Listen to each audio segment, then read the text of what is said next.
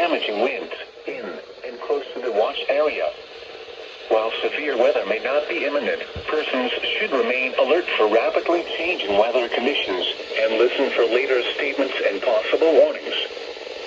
Stay tuned to NOAA weather radio, commercial radio and television outlets, or internet sources for the latest severe weather information.